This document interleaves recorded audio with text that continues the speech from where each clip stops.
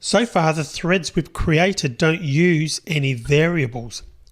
All they do currently is print text to the console. So let's create a couple of threads that do something a little more interesting.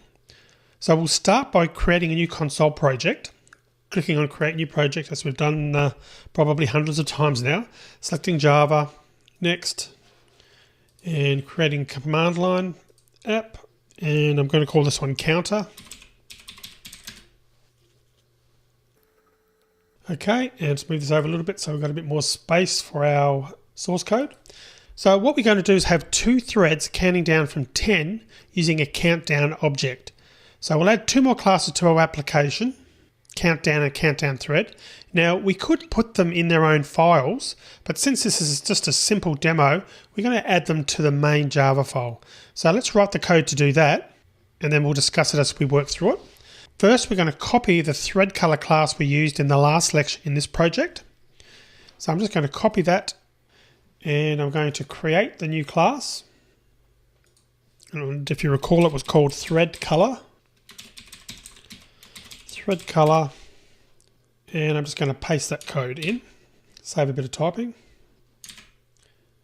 like so. So it's just the very basic codes that we used in the previous lecture. So let's now go back to our main class and in our main method, and we'll put some code in there. So we'll come down, actually what we'll do first is we'll create these classes. And I mentioned we're just going to do that because this is a simple demo. We're going to create these classes in main.java. So the first one is going to be class countdown. And we need a public method, public void. We'll call this one do countdown. And we need a string for the color. Then we need to introduce a switch statement. So switch, and it's going to be thread dot current thread dot get name.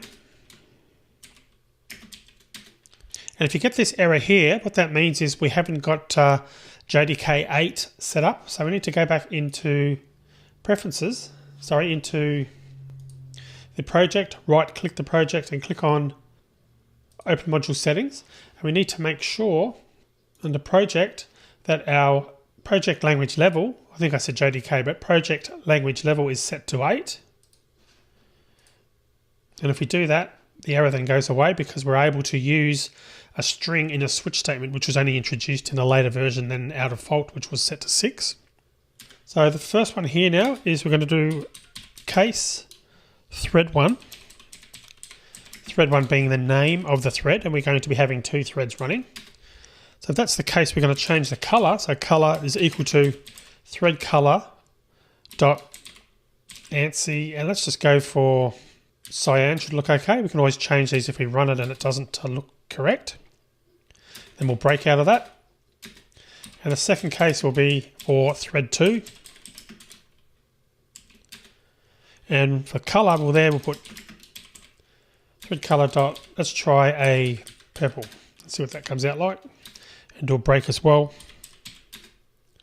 And then the default is going to be, if we do get down to there, we'll change the color to something different. So thread color dot ANSI, let's go for a green. Okay, so all that has done is set the color. So now we want to do some output. So put something on the screen. So we're going to put a for loop. So for int I equals 10, I greater than 0, I minus minus. So we're counting down from 10. We're going to do a print out, the color, which sets the color when we're printing it out, plus thread dot current thread dot get name. And then we need to add the number as well. So it's going to be plus, we'll put a colon there to separate it. I equals in double quotes plus I. So that should be all we need for countdown. Now we're going to create a second class, and this class will be will extend the thread. So it's going to be class countdown thread extends thread. So we want a private field, which is going to be the countdown class we created on line 12. So private countdown, and it's going to be, we'll call that thread countdown.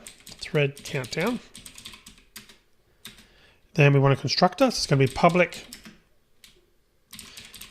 countdown thread, and we're going to pass a parameter which will be the countdown object, and we'll just call it countdown. And all of the constructor will do is assign the value to our field. So thread countdown equals the object passed, which was countdown. And then we need a run method. So it's going to be public void run. Give me a space here. Thread countdown dot do countdown, which is executing that method that we created on line 13. And then the other thing we'll do is we'll come back over here to the main method now that we've created those two classes, and we'll put some code in here to set the names and to start the threads. So to do that, we'll create a new object first. We countdown is equal to new countdown. Then we'll create the two threads. So we'll call them countdown thread. And we'll just call it T1. It can be anything you like. So equals new countdown thread, and we'll pass countdown to it. Once we've created that, let's assign the name, .set name, and we'll call that thread 1. Bearing in mind that these need to be identical to what we've defined on line 21 and 23 below, and 24 below rather. And the second one, countdown thread T2. Thread 2 equals new countdown thread, and we'll use the same object, countdown, but we will change the name. So T2.setName thread 2.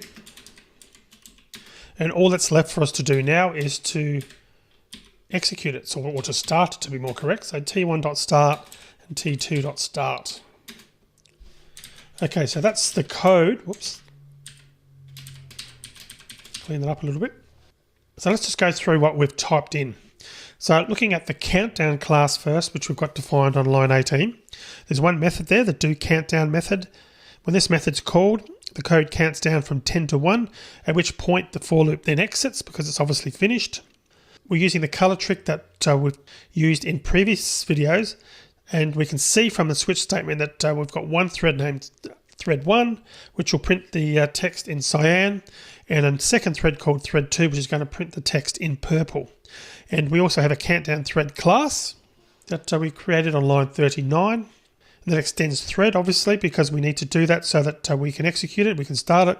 So when an instance of that class is started, the run method will call the doCountdown method in the countdown class, so all instances of this thread will count down from 10 to 1. So we create the threads in the main method, as you saw at the top here. We gave each of them a name and pass the same countdown object to both threads, and lastly we start the threads. So let's now run this and see what happens. So you can see what happened there. There was thread 1 running, which countdowns from 10 to 1 in cyan, and thread 2 did the same thing but in purple. And you can see now by looking at this how the system's switching between the two threads.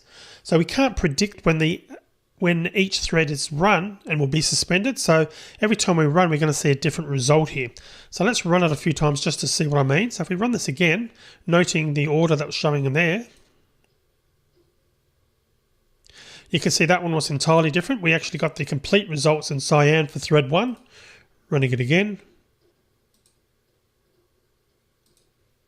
And there's another result. Sometimes it's the same, but as you can see, if I keep running it, it does change, and we can see we've got purple there for thread 2 coming up a couple of times.